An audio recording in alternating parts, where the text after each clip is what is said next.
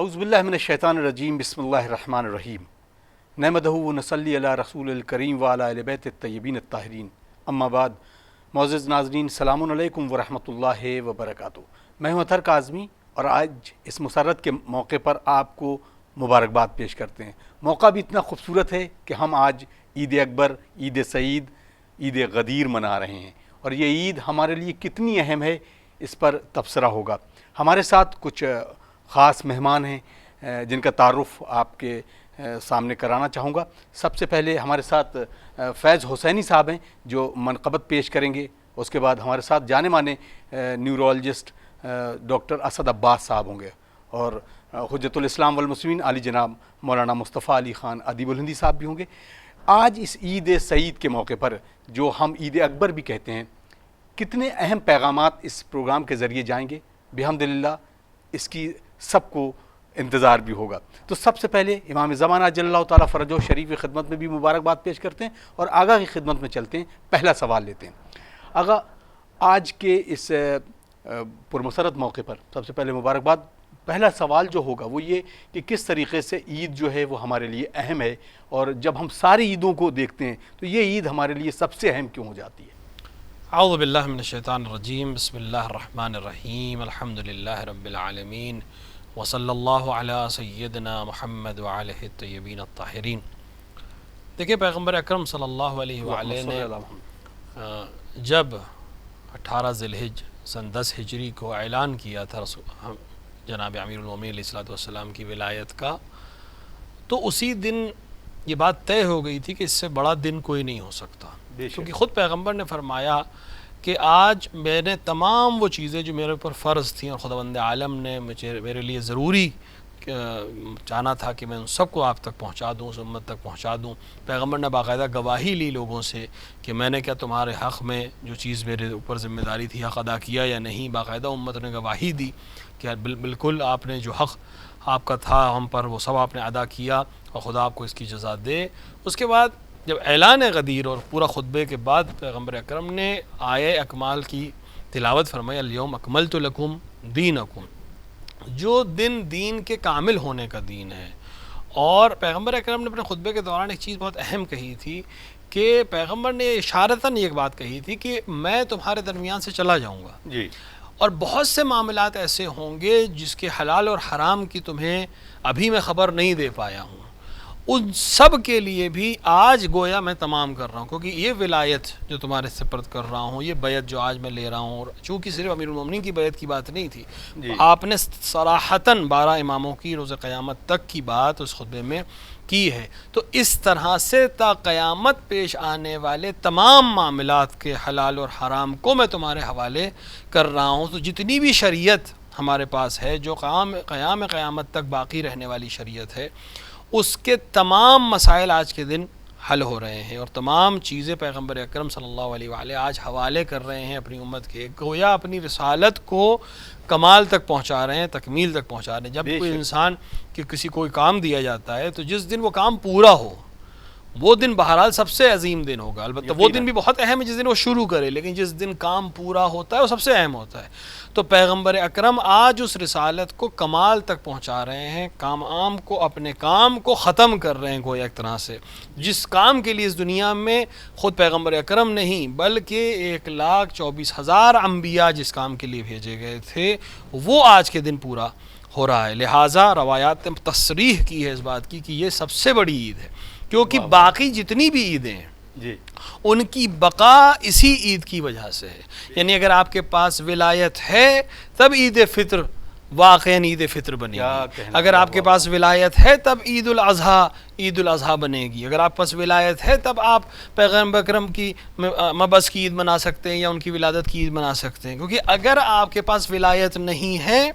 تو پیغمبر نے اسی خطبے میں کہا کہ ولایت کا نہ ماننا تمہارے سارے اعمال کو حبط کر دے گا۔ تو اب کسی بھی عمل کی قبولیت کے لیے جو سب سے اہم چیز ہے وہ ولایت امیر المومنین ہے، جس کا اعلان آج کے دن کیا جا رہا ہے۔ لہٰذا یہ سب سے عظیم عید ہے، سب سے بڑی عید ہے، اور اسی کی وجہ سے باقی تمام دین، باقی تمام عیدوں کی بقا ہے، اسی وجہ سے اس کو منانا سب سے زیادہ اہم ہے۔ جزاک اللہ، جزاک اللہ۔ ناظرین، یقیناً ہم جس عید کی تذکرہ کر رہے ہیں اور اس میں اگر ہمارے ساتھ اگر کوئی عظیم ترین شخصیت ہے، یعنی وہ شخصیت جو پورے ملک میں ایک نیورولوجسٹ کی حیثیت سے مشہور ہو اور ایک بہت اچھے شخصیت کے طور پر، ان کی طرف چلتے ہیں اور ان سے سوال لیتے ہیں۔ ڈاکٹر صاحب، کیونکہ اب جناب نے بتایا اس عید کے بارے میں، کتنا اہم پیغام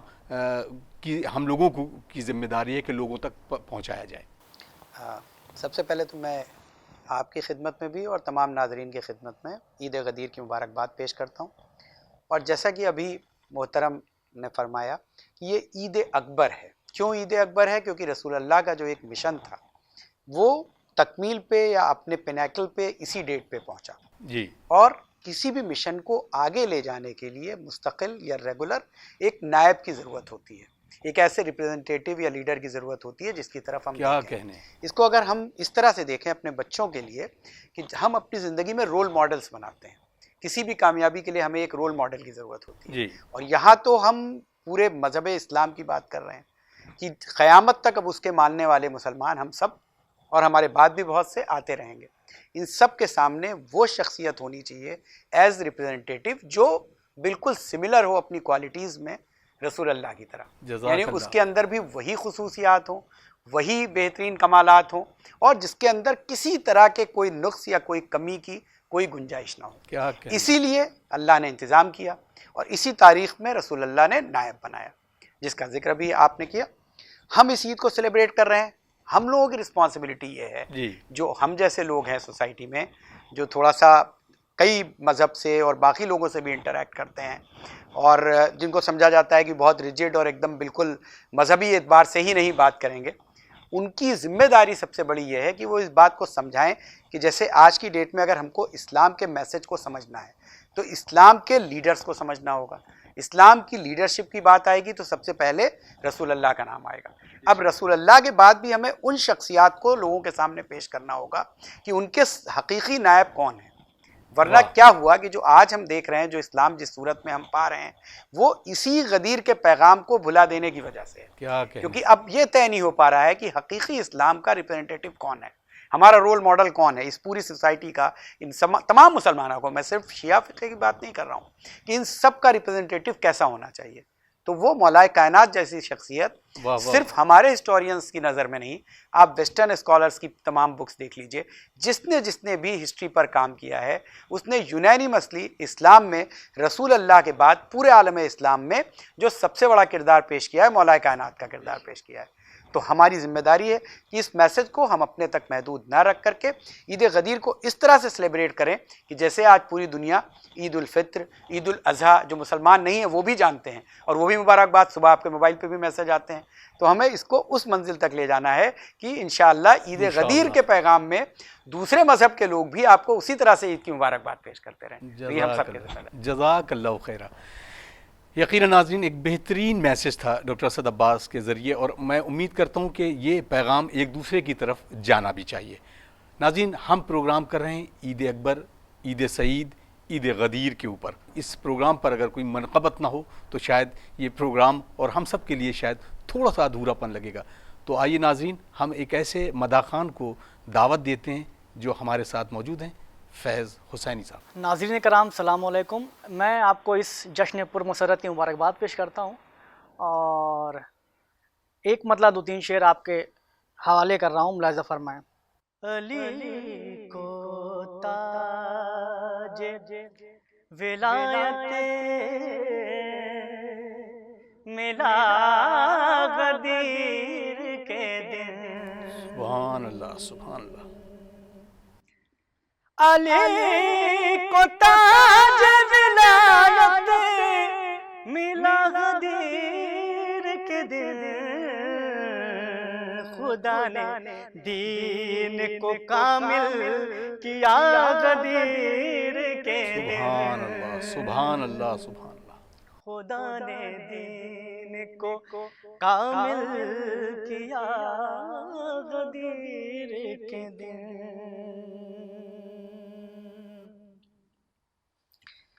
تو ولا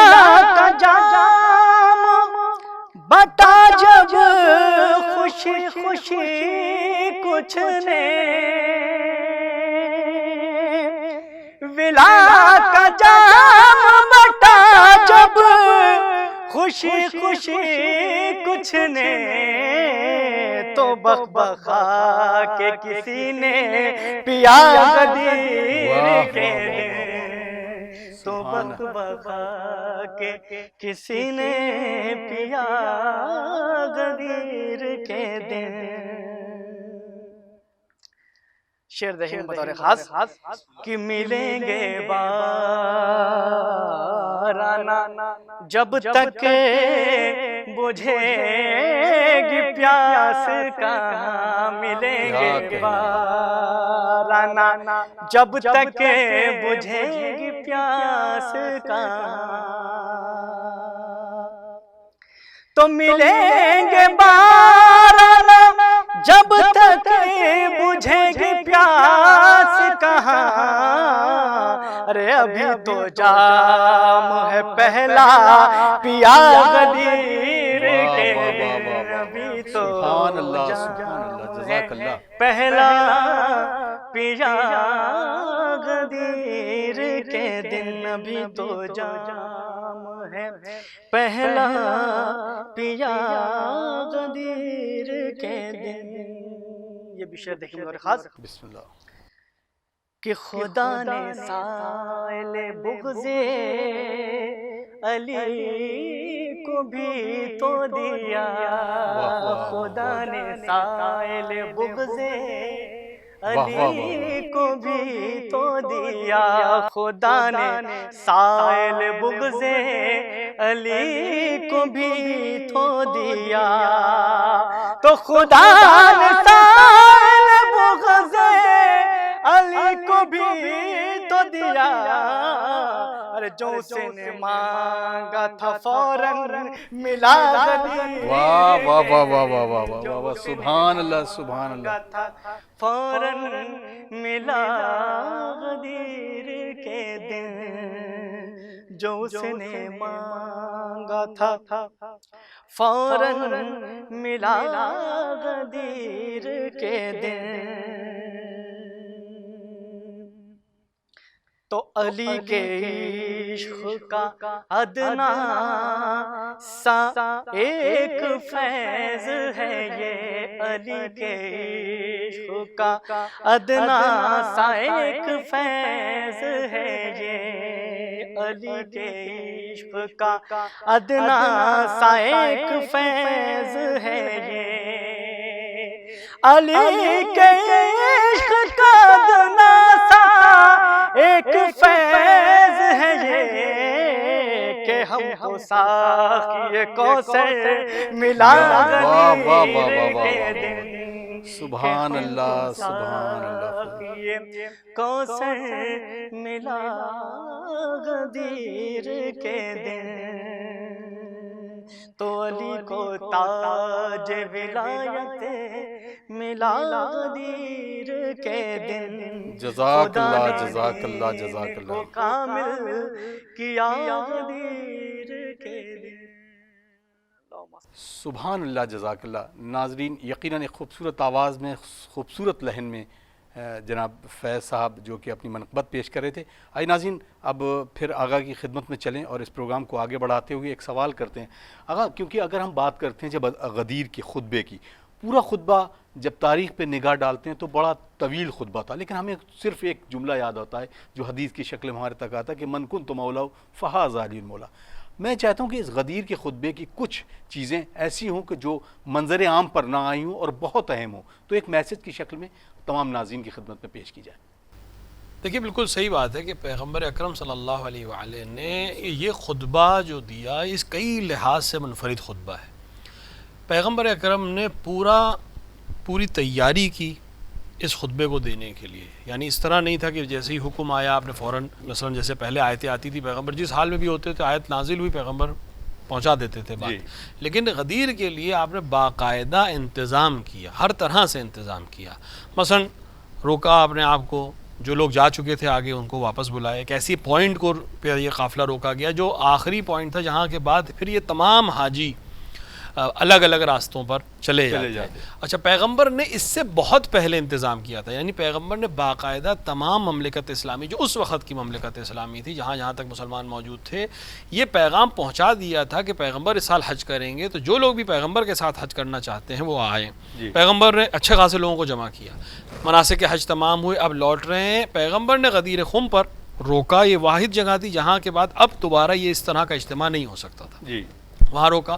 پیغمبر نے پالان شتر کا ممبر بنایا، پیغمبر کوئی بھی ممبر بنا سکتے تھے، حکم دے سکتے تھے، لیکن آپ نے خاص ممبر ایک اس طرح کا بنایا کہ لوگوں کو یاد رہے گی، کیونکہ ایونٹ کے لیے بہت امپورٹنٹ چیز ہوتی ہے کہ آپ کچھ ایسا کریٹ کریں کہ لوگوں کو یاد رہے وہ بات۔ عام ممبر ہوتا شاید جلدی جلدی لوگ کچھ دنوں بعد بھول جاتے، لیکن ایک خاص ممبر بنا کر لوگوں کے ذہن میں ہمیشہ رہے گا کہ وہ واقعہ جس میں پیغمبر نے الگ سے ایک ممبر بنایا تھا۔ اس کے بعد پیغمبر نے کچھ لوگوں کو اپوائنٹ کیا کہ جو تھوڑے تھوڑے فاصلے پہ کھڑے ہوں گے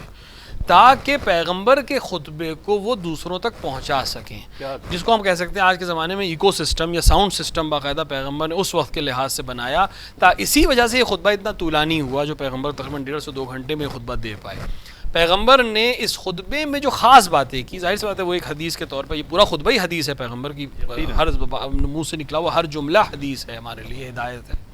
پیغمبر نے جو سب سے پہلی بات اس میں کہی وہ اب حمد الہی کے بعد، ثناء الہی کے بعد، یہ بات لوگوں سے اقرار لیا پہلے تو اپنی رسالت کے سلسلے میں۔ جو سب سے پہلی بات اہم آپ نے بتائی وہ اہل بیت علیہ الصلوۃ والسلام کی اہمیت،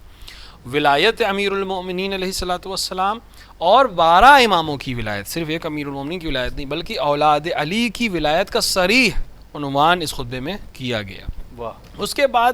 پیغمبر نے یہ بات صریحاً دوبارہ یہاں تکرار کی، کیونکہ بہت سی کتابوں کے پیغمبر نے مسلسل یہ بیان کیا کہ میں اپنے بعد 2 چیزیں تمہارے درمیان چھوڑ رہا ہوں، ایک میری کتاب اور دوسری میرے اہل بیت، اطرتی اہل بیتی کا لفظ باقاعدہ پیغمبر نے نقل کیا، اور میں تم سے پوچھوں گا کہ تم لوگوں نے اس سلسلے میں کس طرح سے برتاؤ کیا، تمہیں ان دونوں کو لے کر چلنا ہے، اور دونوں مجھے خدا نے خبر دی کہ دونوں ایک دوسرے سے جدا نہیں ہوں گے حتی یرد الی الحوض، جب تک وہ حوض کوثر پہ ہم جمع نہ ہو جائیں۔ پھر پیغمبر اکرم نے اہل بیت کی عظمت کو بیان کیا، ان کی ولایت کو بیان کیا کہ میں تم لوگوں سے پوچھوں گا ان کے سلسلے میں۔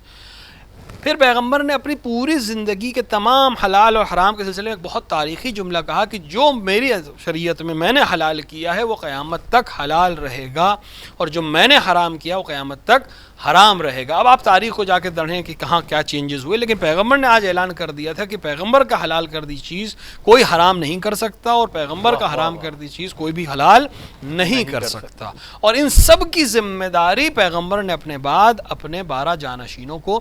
دی۔ اسی کے ساتھ ساتھ اس خطبے میں پیغمبر نے امام زمان عجل اللہ تعالیٰ فرجہ الشریف کے سلسلے میں صریح گفتگو فرمائی کہ وہ 12ویں جو ہوں گے وہ قائم ہوں گے، وہ غیبت اختیار کریں گے۔ یہ پورا صریح اس خطبے کے اندر تمام چیزیں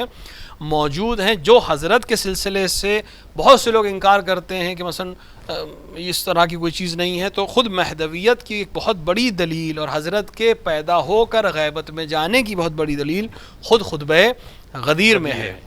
لہٰذا یہ خطبہ اس لحاظ سے بہت اہمیت رکھتا ہے۔ ساتھ ہی ساتھ پیغمبر نے ایک بہت اہم کام، اتنی تیاری کے بعد بھی ایک بہت اہم کام آپ نے یہ کیا کہ اولاً تو میرے خطبے کو تمام ہونے کے بعد تم سب میری بھی بیعت کرو گے اور علی کی بھی بیعت کرو گے، تاکہ یہ بات رہ نہ جائے کہ پیغمبر نے بات کہی اور ختم ہو گئی، نہیں، عملی ہو جائے کہ بیعت عملی کو، کہ بہت سے ممکن ہے کہ بعد میں بہت سے لوگ ولی کے کوئی اور معنی نکالنے لگے اور مولا کے کوئی اور معنی نکالنے لگے، لہٰذا پیغمبر نے اس بات کو وہاں ختم کر دیا، ہر طرح سے سد باب کر دیا کہ ولایت کی میں گواہی یہیں لے لوں گا، حتیٰ عورتوں سے بھی بیعت لی گئی، ایک تشت رکھا گیا اور اس کے اندر ہاتھ رکھ کے عورتیں بیعت امیر المومنین کی کر رہی تھیں اور پیغمبر کی کر رہی تھیں۔ اور ایک دوسرا اہم کام جو پیغمبر نے کیا وہ یہ کیا کہ پیغمبر نے کہا جتنے بھی یہاں حاضرین ہیں وہ غائبین تک اس خطبے کو پہنچائیں گے۔ یہ سب سے اہم چیز ہے، کیونکہ پیغمبر اکرم نے 23 برس کی اپنی تبلیغ زندگی میں کسی پیغام کے لیے اس طرح سے تاکید نہیں فرمائی کہ سننے والے دوسروں تک پہنچائیں، لیکن اس پیغام کے لیے باقاعدہ تاکید کی اور یہ ذمہ داری دی ہر انسان کو کہ جو اس خطبے کو سنے وہ دوسرے تک اس خبر کو پہنچائے، ضرور پہنچائے۔ بہت بہت شکریہ آقا۔ ڈاکٹر صاحب، اب کیونکہ یہ ذمہ داری کی بات ہم پہلے ہی سوال میں کر چکے ہیں، لیکن اب ذمہ داری کا ایک انداز بھی ہوتا ہے۔ عام لوگوں کی ذمہ داری الگ وہ رکھتی ہے، لیکن جو ملت کے لوگ ہوتے ہیں خاص طور سے وہ لوگ افراد جو اپنے آپ کو پروفیشنل کہتے ہیں، ان کی اس غدیر کو سلسلے کے کون سا رد عمل کرنا چاہیے جس سے عام لوگوں تک یہ پیغام پہنچے، جو غائب ہے اس تک بھی پیغام پہنچے، اور اصل جو عید ہے اس کا سیلیبریشن بھی اسی انداز میں منایا جائے؟ بہت صاف ہے یہ چیز، میں نے ابھی اس سے پچھلے سوال میں بھی یہی کہا تھا کہ جب تک ہم اس کو سیلیبریٹ نہیں کریں گے، جی یعنی جب ہم کوئی کام کرتے ہیں تبھی سوال اٹھتا ہے کہ یہ کام کیوں کیا جا رہا ہے. تو ایک تو پہلے اپنے بچوں کو ہم ایجوکیٹ کریں، ان کو پتہ ہو کہ ہاں غدیر کا کیا مقصد ہے، ولایت کا کیا مقصد ہے، اور یہ تب چھوٹے بچوں کی سمجھ میں تب آئے گا جب ان کو کچھ اس میں ساتھ میں انسینٹیوز بھی ملیں، کچھ انعامات کیا ملیں، کہنے. کچھ محفل کا ماحول ہو، کچھ جشن کا ماحول ہو. دوسروں تک میسج پہنچانے کا بھی یہی طریقہ ہے. ہم عید سیلیبریٹ کرتے ہیں، لوگ ہمارے یہاں ملنے آتے ہیں، عید ملنے آتے ہیں، پتہ ہے ان کو کہ آج کچھ خاص طریقے کے پکوان بھی بنیں گے، آج ہمیں بھی کچھ خاص چیزیں کھلنے کو کھانے کے لیے ملیں گی. تو یہ سیلیبریشن کا ایک طریقہ ہے. جی. اور یہ سیلیبریشن صرف سیلیبریشن تک لمیٹڈ نہیں ہے. جب آتے ہیں تو ایک ایکسچینج آف ویوز ہوتا ہے کہ عید کیوں سیلیبریٹ ہوتی ہے. تو ہم انہیں بتاتے ہیں کہ صاحب 30 روزے رکھے ہم نے، اللہ نے انعام میں ہمیں یہ عید عطا کی تو ہم اس کو سیلیبریٹ کر رہے ہیں. تو اگر اسی طرح کا جشن کا ماحول ہم غدیر کے لیے بنائیں تو لوگ جب اکٹھے ہوں گے تو یہ سوال پیدا ہوگا. جو جانتے ہیں وہ بے شک جانتے ہیں، دوسروں کی نظر میں سوال آئے گا کہ یہ سیلیبریشن کس لیے ہے. تب ہمیں ان کو بتانا ہے کہ ایکچول عید غدیر کیا ہے. جیسا قبلہ نے ابھی کہا تھا، یہ عید اکبر ہے، کیونکہ اسلام کا بیس رسول اللہ کے اس دنیا سے واپس جانے کے بعد اور قیامت تک وہ اس غدیر پہ ہی ہے کہ اب اس کے بعد اسلام کے پیغام کو جو 12 اماموں کے سلسلے سے آگے بڑھنا ہے اور ان کی شخصیت سے آگے بڑھنا ہے، اس کی شروعات آج ہی کے دن سے ہو رہی ہے. تو جب یہ میسج ہم دیں گے تو لوگوں کو حقیقت اسلام بھی سمجھ میں آئے گی، اور حقیقت ولایت بھی سمجھ میں آئے گی، اور حقیقت عید غدیر بھی سمجھ میں آئے گی. جزاک اللہ، جزاک اللہ، بہت بہت شکریہ ڈاکٹر صاحب. لیکن میں آغا کی خدمت میں ایک بار پھر چلوں گا. آغا میں چاہتا ہوں کہ اس جو دور حاضر میں جو حالات ہیں اس کے لیے آج اس مسرت کے موقع پر ایک دعا ہو جائے، اور اس طرح کی دعا کہ جو ہم لوگ بھی لطف اندوز بھی ہوں اور اپنے رب کے حضور وہ دعا کریں تاکہ مستجاب بھی ہو جائے. اور یہ جو تمام وبا ہے اور اس طریقے کی چیزیں، اس کے لیے ایک دعائی کلمات بھی آپ. بے شک عید غدیر اور یوم غدیر بہترین موقع ہے بارگاہ الہی میں دعا کرنے کا، خصوصاً آج کے اس ماحول میں جب ایک ایسا ماحول ہے کہ جہاں واقعاً صحیح معنوں میں مومن کا دم گھٹتا ہے، نہ مل سکتے ہیں، نہ جا سکتے ہیں، نہ جشن منا سکتے ہیں. ایک بہت بڑا مسئلہ ہے. تو کیوں نہ اس کے وسیلے سے دعا مانگی جائے جو سب سے مقدس ہے، خدا کی نظر میں سب سے زیادہ محترم ہے. کو ہم خوشی ذات کی واسطے سے کہ جس کے لیے یوم غدیر ہے، جس کو خلافت کا دن ہے، بارگاہ الہی میں بحق علی بن ابی طالب علیہ السلام یہ دعا کرتے ہیں کہ ہمیں اس بلا سے محفوظ رکھے، ہمیں یوم غدیر منانے کی توفیق عطا فرمائے، کہ ہمیں غدیر کو سمجھنے کی توفیق عطا فرمائے، پیغمبر کے پیغام کو سمجھنے اور پیغمبر کے پیغام کو دوسروں تک پہنچانے کی توفیق ہمیں حاصل ہو. بحق امیر المؤمنین یہ بلا جلد سے جلد اس دنیا سے نیست و نابود ہو. تمام مومنین و مومنات، تمام انسانیت کو بحق امیر المومنین خدا اس بلا سے محفوظ رکھے، علماء اعلام کا سایہ ہمارے سروں پر محفوظ رکھے، اور وارث غدیر واقعاً مولائے غدیر کے حقیقی وارث کے ظہور میں تعجیل ہو، اور ہم سب کو عوان و انصار میں شامل کر پائے. والسلام علیکم ورحمۃ اللہ وبرکاتہ. بہت بہت شکریہ، اور سارے مہمانوں کو شکریہ ادا کرتے ہیں. ناظرین، اس مسرت کے موقع پر یقیناً ایک بار پھر مبارکباد دینے کا دل چاہتا کہ ہمارے لیے یہ عید سعید، عید اکبر بھی ہے، کیونکہ پوری کائنات میں اگر ساری چیزوں کا منحصر، ساری چیزوں کا منبع ہے تو یہ غدیر ہے. غدیر فراموش نہ کیجیے گا، کیونکہ اگر غدیر کو بھلایا گیا تو اس سبب میں اسلام کیسے کیسے ڈویژنز میں بٹتا ہے یہ آپ نے دیکھا. یقیناً پھر دعا کریں گے کہ غدیر ہی ہمارا مرکز ہے، غدیر ہماری دلوں کی دھڑکنیں ہیں. ناظرین، اپنے میزبان اطہر کاظمی کو اجازت دیجیے اس دعا کے ساتھ کہ اگلے کسی اور پروگرام میں پھر آپ سے ملاقات ہوگی. والسلام علیکم ورحمۃ اللہ وبرکاتہ. آئیے مل کر ہم اپنے وقت کے امام کی ظہور کی تعجیل کی دعا کرتے ہیں. اللہم اجل لولیک الفرج.